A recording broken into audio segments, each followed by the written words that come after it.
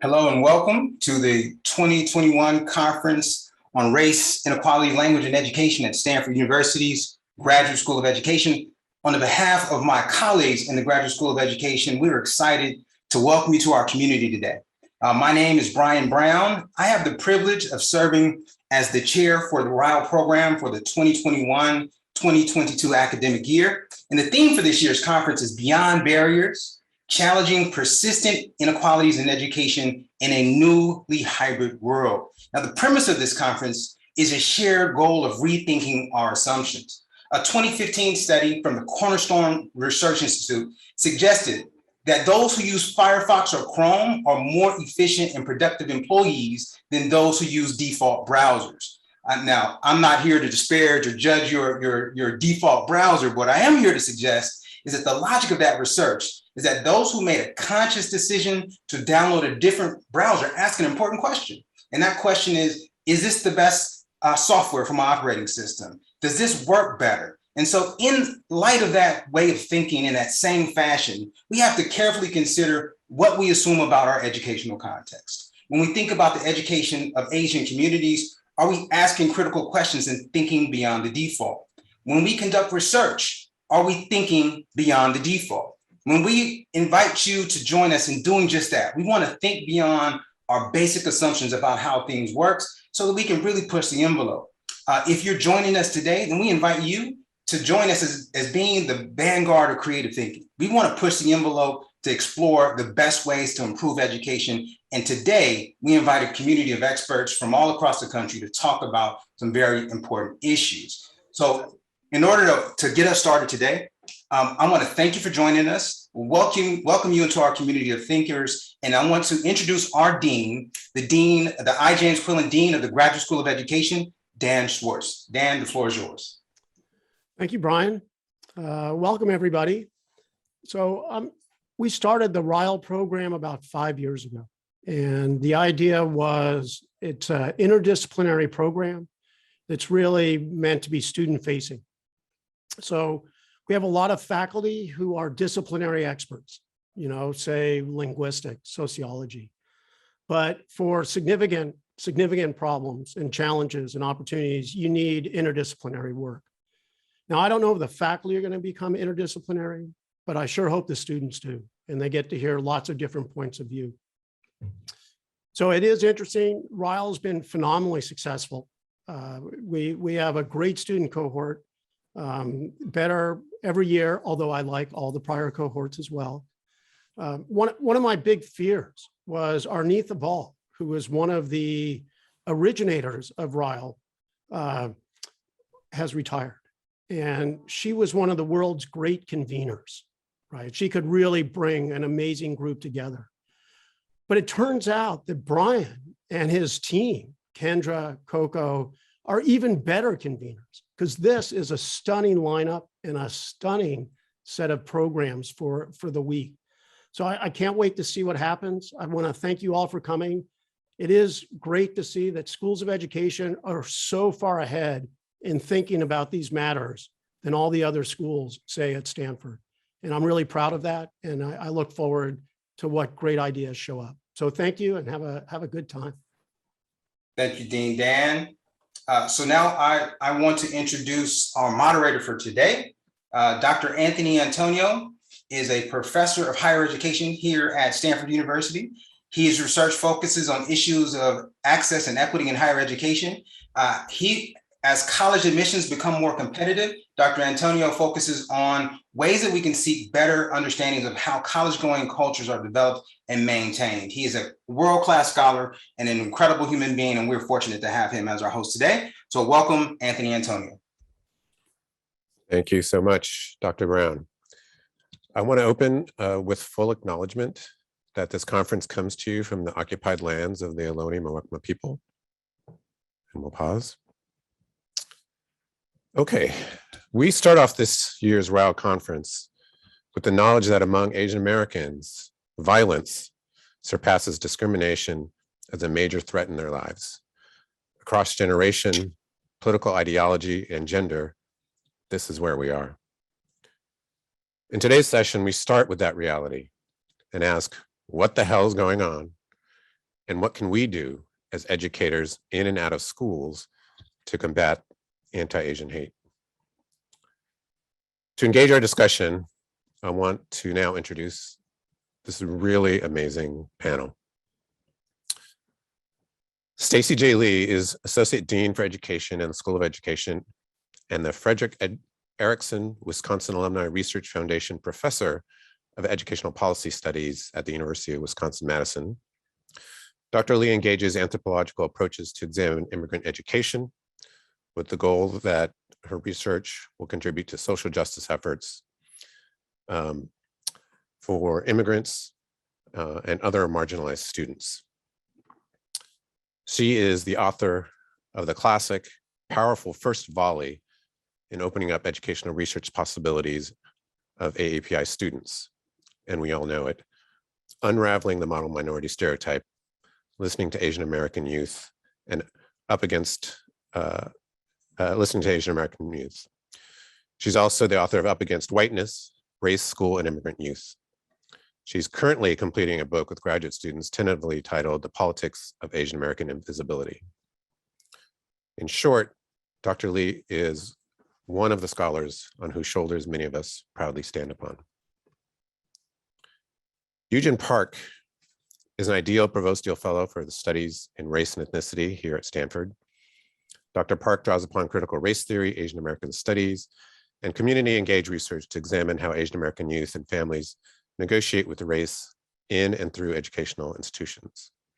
In particular, Park has studied how Asian Americans, positioned in a middle ground of a Black-white racial system, negotiate meanings of race and meanings of their own racial identity, and in revealing fashion, show how they reinforce or disrupt racial hierarchies in educational spaces. Dr. Park earned her PhD in Educational Policy Studies, also from the University of Wisconsin-Madison. OiYan Poon is an affiliate associate professor and scholar with the Race and Intersectional Studies for Educational Equity Center at Colorado State University and program officer with the Spencer Foundation. Her research focuses on the racial politics and discourses of college access, higher education organization and policy, affirmative action, and Asian Americans. Dr. Poon is a central voice on educational policy and Asian Americans in the country. We are academic siblings, having both been advised by the late, great Don Nakanishi at UCLA, and I would be remiss if I didn't mention his name. The most accurate description of Dr. Poon is scholar activist, and if you don't follow her already, Dr. Poon's Twitter handle is spam fried rice. Lastly, we are graced with the presence of Tom Shimura, better known as Lyrics Born. Lyrics Born is a Bay Area rapper with a career spanning over 2 decades and is the first Asian American to release a greatest hits compilation album. His hip hop roots are deep, dating back to the early 90s when he came together with DJ Shadow, the Eighth Wonder, Chief XL, Jazzbo, and our former Stanford colleague Jeff Chang to found the highly influential indie hip hop label Soul Sides. This past year, Lyrics Born and Filipino American DJ Cutso released Anti, which you heard earlier, an anthem of resistance to the current pandemic of Asian American hate. Okay, I want to start off with a discussion about Asian American hate and pan-ethnicity. The meteoric rise in anti-Asian American violence this past year and a half, particularly the bold, out in broad daylight violence, has impacted us all. Can each of you talk about your response, personally and professionally, to this violence? How has it affected what you do or what you want to do as a teacher, scholar, activist, or artist? And perhaps we can start with Professor Lee.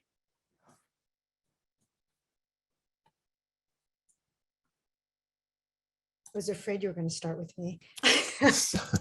Thank you for the lovely introduction, by the way. I feel like it's gotten to the point where I'm old enough that people say that, you know, I did the first volley, and that kind of creased me out, but it's all good.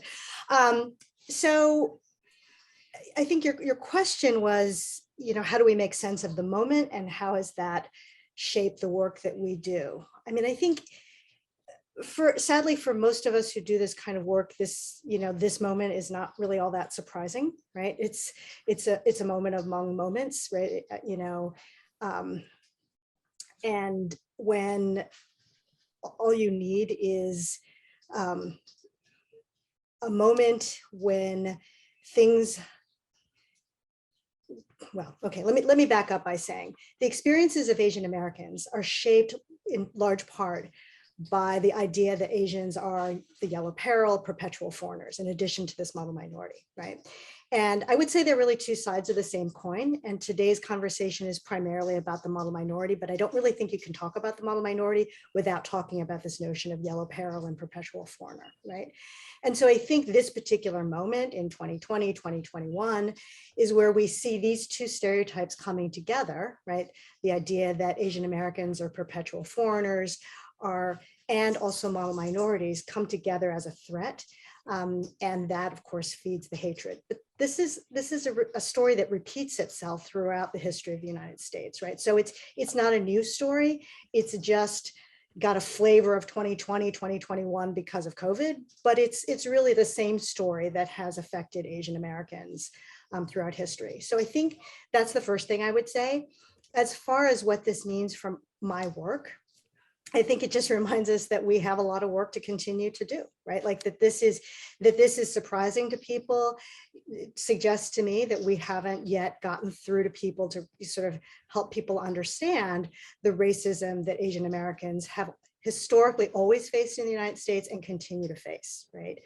And I think that part of what I've noticed in my own work with various Southeast Asian communities is a sort of confusion on the part of Southeast Asian youth that they're not Chinese, so they're not, they will say, and that's true, right? And so they can't quite make sense of why is it that folks are after them when they're not that group, right? And I think this is a moment to help young people recognize that while there is incredible diversity within the Asian American category that we need to respect and value and kind of unearth, at the same time, the reality is that the nature of racism and racialization in the United States has meant that Asian Americans from various backgrounds get lumped together, right? And so in moments like this, whether or not you see yourself as having much in common with other Asian Americans, the unfortunate reality is the haters do see that there's a similarity, right? And that to me is about sort of youth knowing their own history, right? So to do, right? It's about working with youth to know the history of Asian America, right? Their specific histories, but then the kind of common history, right, of racism. And it's also working with non-Asian communities to help people understand the complex history of racism in the United States. So that was a kind of, I think I finally got there as I rambled through it. I'll pass to the next person. Mm-hmm. Dr. Poon, it looks like you were thinking about this very response. I was thinking how relieved I was not the first one tapped. Dr. Lee for going first. OiYan Poon, I'm joining you from, I just want to ground myself first and foremost as a daughter born to Chinese immigrants from Hong Kong, a very contested post-colonial place. Born in Boston, raised in Massachusetts, and now I reside in Chicago, which is the unceded, ancestral, and traditional homelands of the Council of the Three Fires, including the Ojibwe, Odawa, and the Potawatomi nations. I start there because I think building on what Dr. Lee was sharing, for me, this work is all relational, right? The more I've been studying, I started my career 20 years ago before I went to grad school in Asian American Studies at UC Davis. And from that point and going into grad school and studying Asian American Studies and race, what becomes more and more apparent to me and has become even more apparent in the last 18 months is that this is all relational. There is no Asian America without there is no anti-Asian racism and violence without anti-Blackness and anti-Black racism. And I say this because, when you study what the model minority myth is, it truly is a tool of anti-Blackness and anti-Black racism. And so it surprises me in the last year that people are surprised about, the rise in violence against Asian Americans.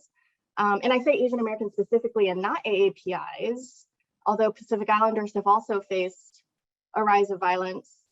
I want to be clear that I'm talking about Asian Americans because Pacific Islanders face a different set of but interconnected relational racisms.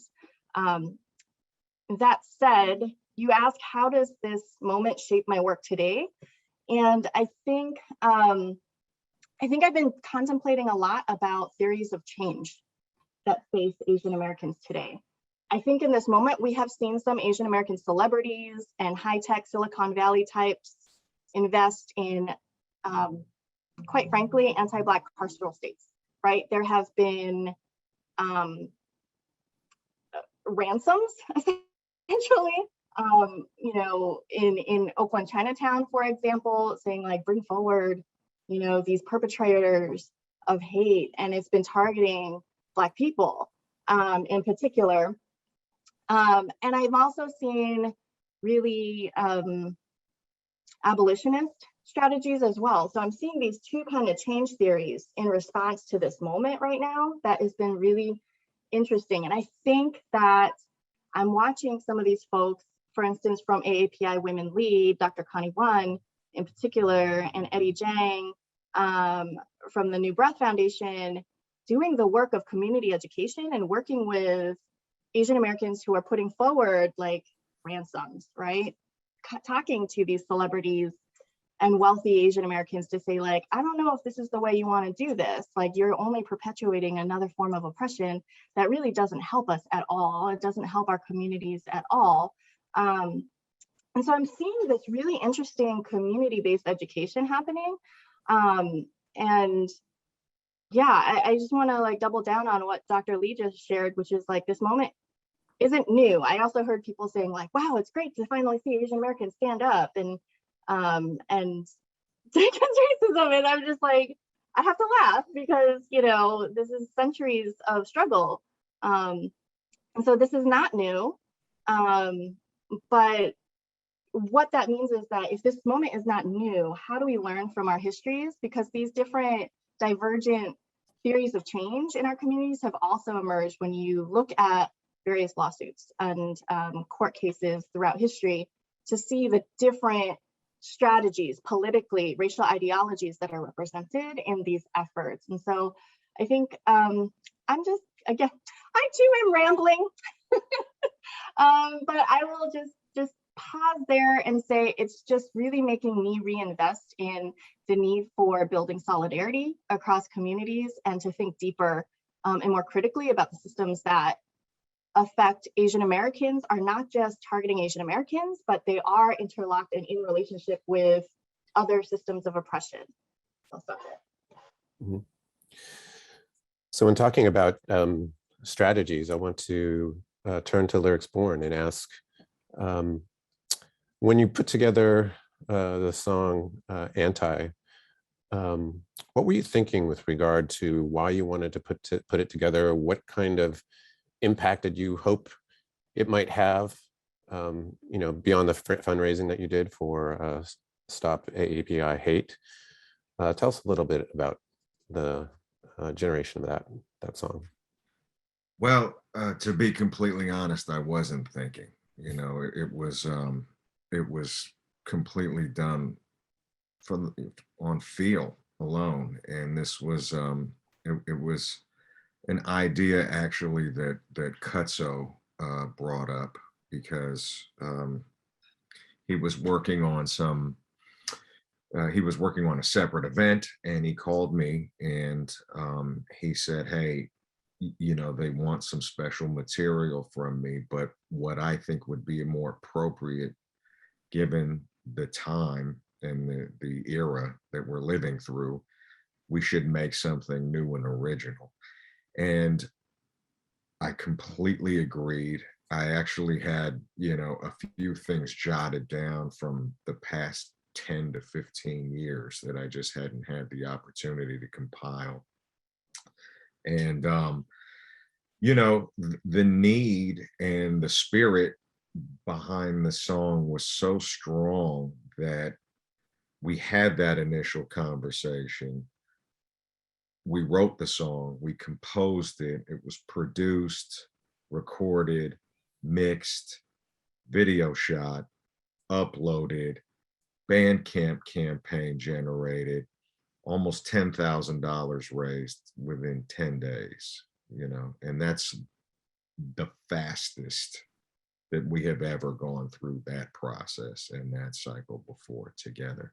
And it just shows you how strong the need was and the urgency. We knew that we had a moment here because we also know, we all know, those of us on this panel being Asian our whole lives, you know, that our issues are often not mainstream.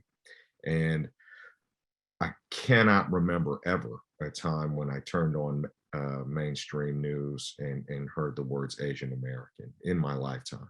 This was definitely a first. And of course, we wish it were under different circumstances, but we also realized the urgency of the situation, and there wasn't really a whole lot of time for thought. It was like, you know, let's go ahead and put everything we feel about the rise, the situation, let's get it out of our heads and put it out there into the world, into the ether, and let's see how it lands. Because I have to agree with everybody here thus far. And that's probably going to be the consistent theme here, is that this is absolutely not new. I mean, it's like I say in the song, you know, I'm going to use some language here, but it's only because it's true and it's real. But, you know, I was called chink, Jap, gook, nip, slant eye, probably every day from the time that I was 3 or 4 years old, every day until the time I was maybe 20, 21. And then maybe it went to once a week or every other day, or, you know, and it's just only recently that it's gone mainstream. And so I think for those of us that have lived through it our entire lives, we finally had this moment where we had the world's attention, and we did our best to make the most of it. Mhm. You know, what I love about your work and hip hop more generally is how it contributes to, you know, what we think of as racial literacy. And so I want to connect this to Dr. Poon's TEDx talk, where she talks about racial literacy and the difference that racial literacy can be between an education for justice and an education that promotes a racial ideology of just us. Very powerful talk. But I want to get Dr. Park in here with regard to that. Dr. Park, your work suggests that there is a racial literacy curriculum in formal and non-formal education spaces, right? Even if it is invisible. Can you talk about the nature of the racial literacies that your students learned in your studies of language schools and Hagwons? And what supports that hidden curriculum? Where does it come from? Yeah, thank you for that question. Actually, before I answer that, I want to give a shout out to Dr. Poon, because I am working with an Asian American community organization in Chicago. We've had a years-long relationship, and we're currently working on a community organizing campaign or project with community elders, which was directly inspired by your work on racial literacy. And when I spoke about it with the executive director, and we were talking about sort of how to get our community on board with racial justice, and the executive director was like, but they're turned off by words like racial justice and it sounds like jargony to them, and I don't know. And I was like, well, you know, we might think about talking about it to them as like racial literacy, you know. And the executive director, like, they really held on to that, and that has just sort of been a guiding light in our in my work with that organization. So I want to thank you for that work. But to get to your question, Dr. Antonio, yeah, you know, in my work, I found that even if notions of, even if race is not talked about explicitly to youth, they are receiving these messages from both their formal schools as well as the education, the learning that they're receiving from community-based spaces. And so I've looked at these test prep centers, which are known as Hagwon in Korean. I've looked at Korean language schools, which are very widely attended. And I've also looked at, as I mentioned, other community-based organizations. And in each of these spaces, whether or not people said the words Asian American or whether or not people said the words race, youth were picking up messages there constantly. And so, you know, when I think about what I saw at these Hagwons or these test prep centers, and pardon me, and I think about, you know, what kinds of messages youth received about what it means to be a good Asian American, right? A good Asian American is one who gets really high test scores. A good Asian American is one that gets into elite colleges, right? And these youth were learning these messages because, not only because this is an Asian American space, but also because it's a middle class, an upper middle class space, right? And so one thing that I have learned through my research, and it's something that I wanted to talk about today too, is the fact that these racial literacies or lessons around race that youth learn in whatever spaces they're in, they're also tied to things like class. They're also tied to things like ethnicity. They're also tied to things like, you know, the geographic context, right? So are they in urban context or suburban context? And I think that that is something that that there maybe needs to be a little bit more nuanced of a conversation around as well. And I had another thought, but that thought has escaped me, so I'm going to pause there, and maybe if it comes back to me, I'll circle back. Great, thank you. Something that you've all intimated is, you know, the Asian American or the AAPI umbrella. So we've all seen the hashtag StopAAPIHate, right? And you know, behind that hashtag is an expression of solidarity, and perhaps, though, continuing invisibility and the silencing of communities within the large AAPI umbrella. In an era of anti-Asian violence, or the current era, I should say, how do we pursue work that brings visibility and recognition and influence from a white-dominated political and educational establishment, while at the same time is also empowering to all AAPI communities? That's a question for everyone.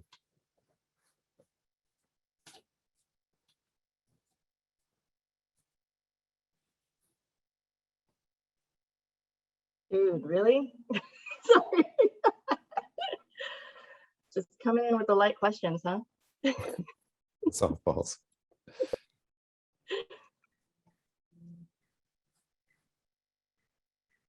So I want to say something about pan-ethnicity, right? And so there's a history to the term Asian American. It's not that old, right? It's about, what, started in the 60s, 70s, right?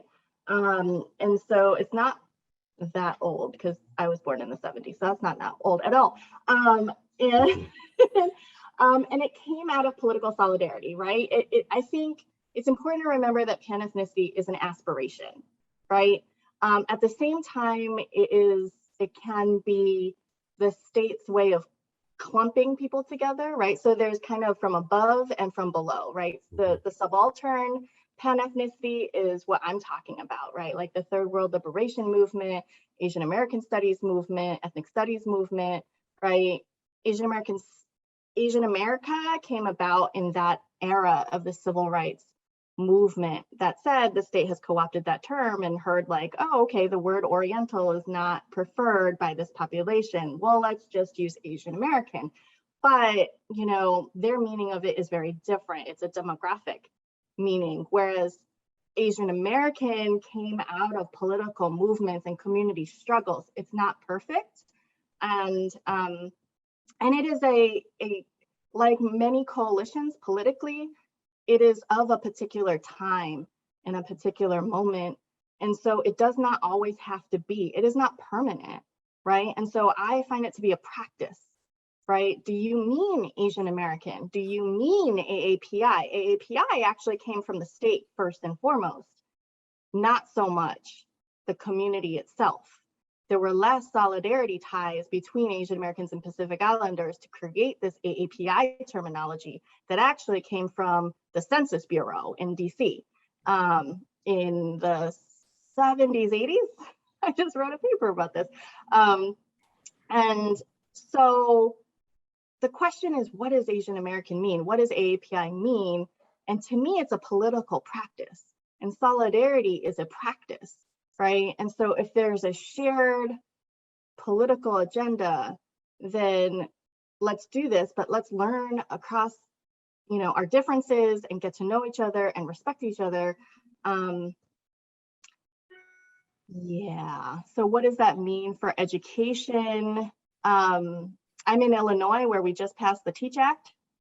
I forget what it stands for, but it's requiring 1 unit of Asian American history in all K-12, PK-12 classrooms. And I'm going to tell you this, I'm petrified.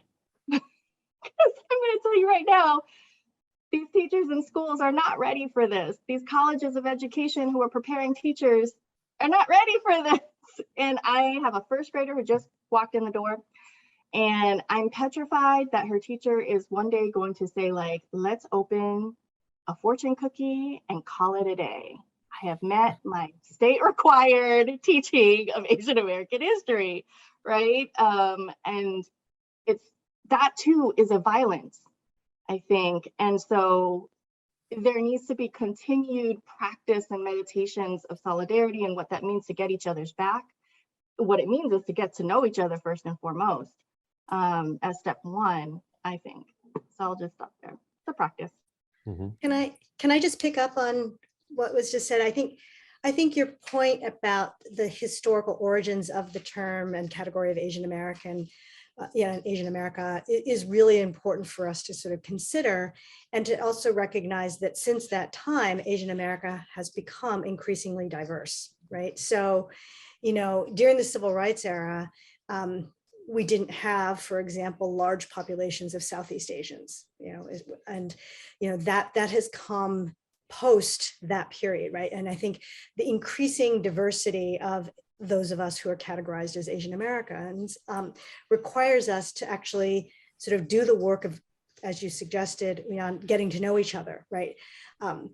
Solidarity today in the 21st century isn't going to look the way that it did in the 60s and 70s, when the community was much smaller, much less diverse in terms of ethnicity, much less diverse even in terms of social class, and certainly much less diverse in terms of length of time in the United States, right? So we have this category that did come from the ground up, right? But we, right, has changed significantly. And that requires us to sort of think through the commonalities that we share as well as the differences, and to kind of let those things really be deeply explored within the group in order to sort of build solidarity, right? And that's work that's ongoing and messy, right? And I think this is another moment, right, because of this moment of anti-Asian racism, that gives us perhaps an opportunity to reflect on the diversity within our group and how we might work together, and where are the fissures and where are the opportunities, right? You know, 100%.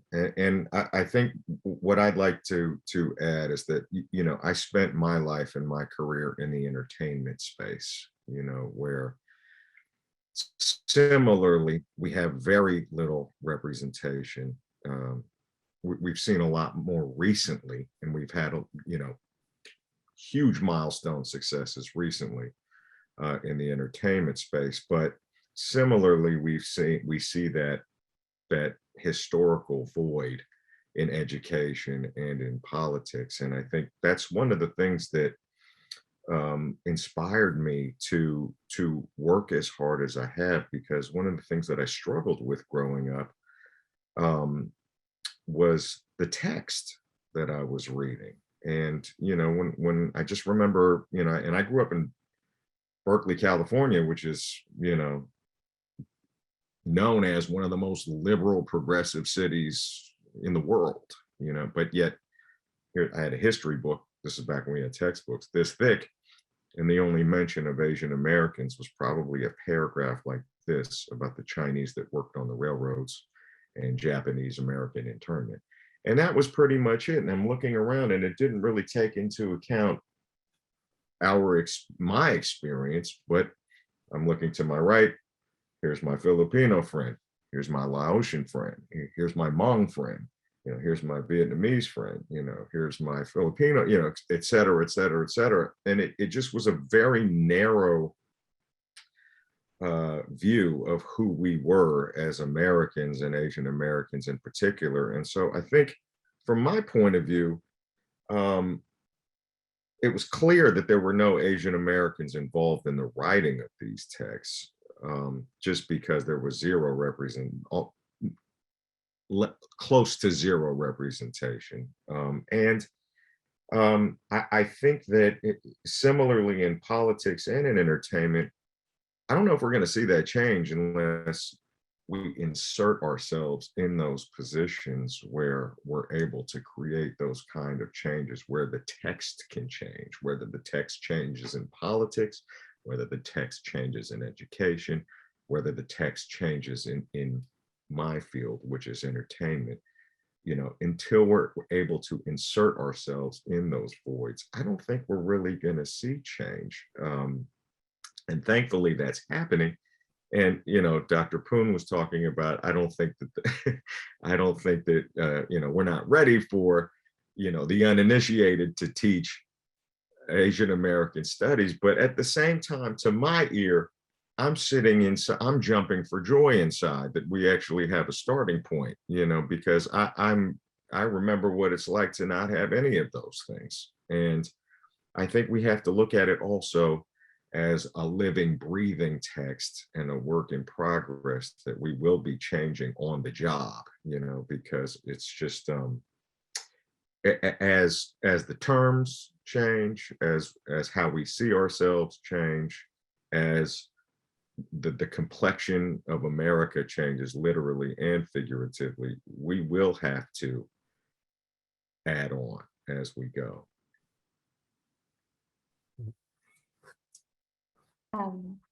If I could just jump in here too, I've been reflecting on, I feel like Dr. Antonio asked the question so long ago, so maybe I even am misremembering the entirety of the question, but I'm thinking about this tension between visibility and solidarity, and working for visibility, working for solidarity. And I feel, and I think maybe perhaps I'm echoing a little bit of what Dr. Poon and what Lyrics Born were just saying, but I feel very apprehensive or nervous about visibility for visibility's sake, because whether you're talking about organizing, whether you're talking about policy, whether you're talking about curriculum, visibility can also lead to this rigidity of boundaries of what Asian American means and who's included in as Asian American. And I think that is one of the sort of, that's particularly dangerous for Asian Americans because it is such a diverse group, and because it is really such an unstable category that has experienced so much change over the last 50 years. And so I'm thinking about how can visibility come about through solidarity? How can we become visible because we're invested in our communities and because we're thinking about we're leaving space for all of us to breathe and all of us to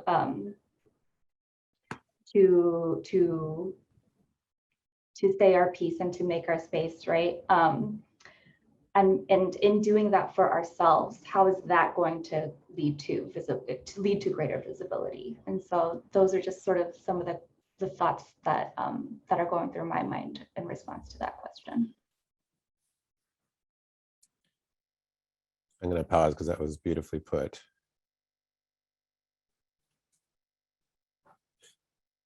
Well, along those lines, perhaps we could turn a little bit more sharply toward education.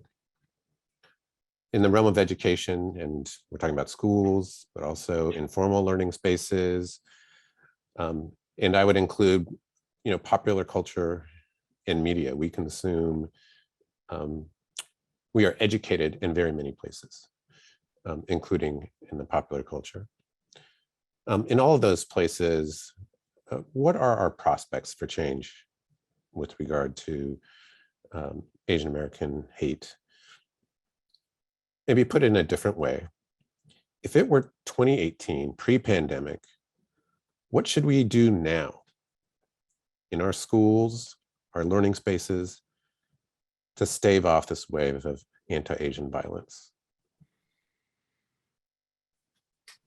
Well, my opinion on that is assert ourselves in those spaces, insert ourselves in those spaces,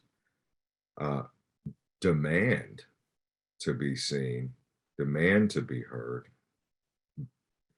Coalition building is huge within the community, because one thing I noticed is that just like any other community of color, I mean, we have complexionism, we have discrimination amongst each other sometimes based on our cultural and historical backgrounds. But in my opinion, when we're here, all bets are off and we need all hands on deck. And that's how I feel about that situation. And I think we need to recognize that within each other in order to move forward. And I think we have a real opportunity here, because for the first time, these issues have gone mainstream, and maybe a lot of us feel like the news cycle may have moved on. The mainstream news cycle may have moved on, but in its wake of all these incidents, we have more eyeballs on us than we ever have, especially amongst each other internally. And we've been gifted social media, in my opinion, and which has been it's enabled us to create our own narrative. And I think that's probably been the most incredible advent and incredible tool for Asian Americans in the past 20 years, because we can see each other and speak our truth for what it is. And we're not dependent upon, let's say, the machine to express our views and our history and our culture and our cultures. So I think, ultimately that's what I would say, assert ourselves, insert ourselves, and advocate and demand. Mm-hmm. I want to build on what you said about coalition building too. And I think that's really where I would really invest in, and I try to invest in, because when we're talking about this rise of anti-Asian violence, physical, verbal, etc., I want to recognize that actually the increase was anti-Black and anti-Latinx violence is actually still higher, right? And there was also an increase in the last 18 months against Black and Latinx communities that I think really needs to be recognized. Like, what is that relationship between, yes, there was a spike, for sure there was a spike. And also want to note that the perpetrators have been predominantly identified as white individuals, white men in particular, contrary to what a lot of media seems to want to push out there. And so you ask about like, what would education have looked like in 2018 pre-pandemic, or like, is that kind of your question? Is like, what should we do in education? Yes. Okay, yeah, I mean, I think we really need to I've thought a lot about why Asian Americans are so lack visibility in education research around race. And I think part of it is because race and racism are theorized in ways in education research that could go deeper. To recognize that racism does not look one way. And to understand, to truly engage in a comprehensive strategy for anti-racism in education requires that we recognize all the different ways racism operates and hits and targets different populations. And so anti-Black racism is not the same thing as anti-Asian racism, is not the same thing as anti-Latinx racism, et cetera. I'm seeing somebody also mention, you know, what about the South Asians, Stacey folk, you know, yes, absolutely, right? Like post 9/11, and I recently was very much reflecting on what that was like 20 years ago and what that continues to be, right? The Islamophobia and the anti-brown Asian racism. This COVID moment has been targeting East and Southeast Asians in particular, and anyone who might look remotely like me. But also it does affect our brown Asian siblings, right? Because they're our family too. And they know what it's like, right? Like right after Atlanta, right? What was it, 3 weeks later, 2 weeks later, was Indianapolis, right? Where Sikh people were murdered in Indianapolis. What gets me down is that folks who've been shouting, stop AAPI hate, stop Asian hate, where are they on Indianapolis? Where are we on Indianapolis? Right, and yeah, so I just want to recognize that question in the chat box right now and just say I don't have time to really go into the whole history of, you know,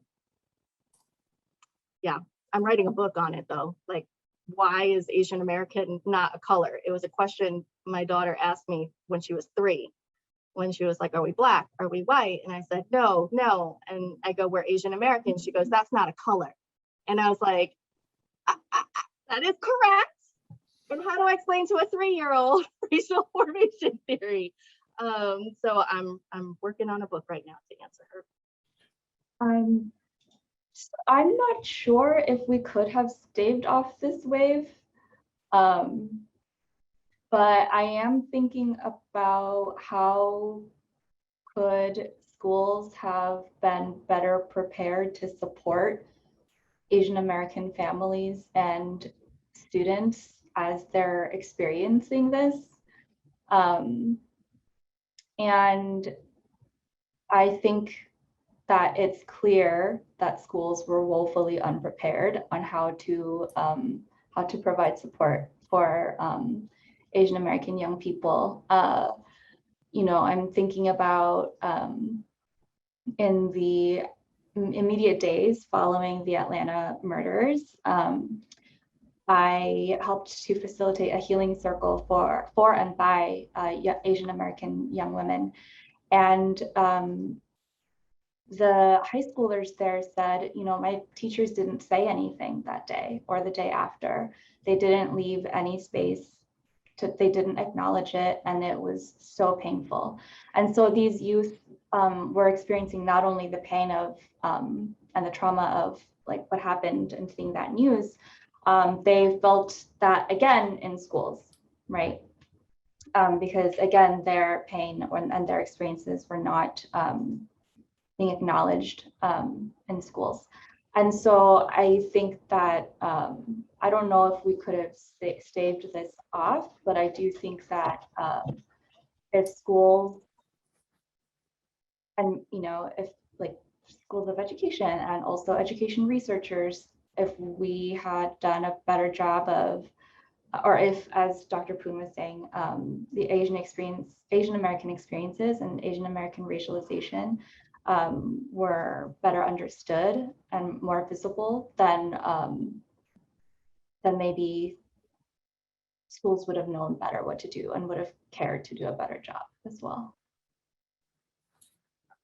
And so we will require your work in schools, Dr. Park. So I want to turn now to some audience questions. There's a bunch of questions that are out there. They're all good. My apologies in advance if we don't get to your question. The first one is, how does the current recognition of the need to recognize the diversity in Asian American communities, how should that inform how we conduct research?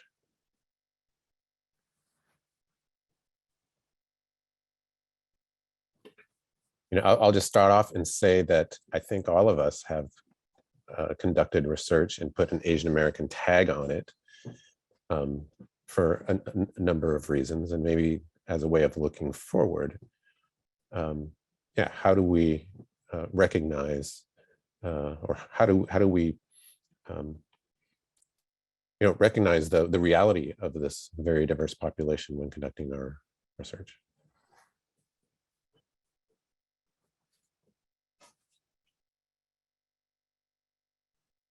So I'm, as I said, working on a book with a few of my graduate students on the Hmong community. And I think one of the things that we're trying to sort of press in this book is that there isn't even a single Hmong community, right? Even among a population that is, they share an ethnic background and they share an experience as refugees, that there are divisions in the community. And so part of what we're trying to do in this book is to highlight some of the common experiences that Hmong youth and communities have, but also highlight some of the important differences within the community, right? And so one of the big differences that we've been wrestling with has to do with issues of social class and the sort of class aspirations, which are linked to issues of politics, right?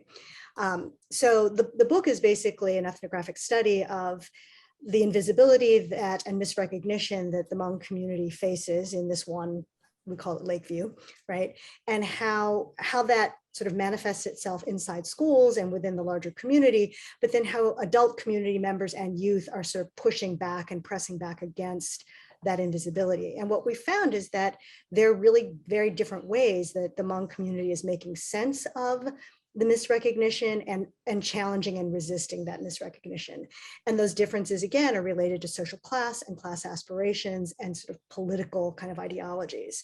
So we have, more middle class Hmong folks who are fighting for inclusion, right? And in inclusion into kind of a sort of, to a certain extent, the status quo. I mean, they're looking for a space within the sort of existing sort of hierarchy, right?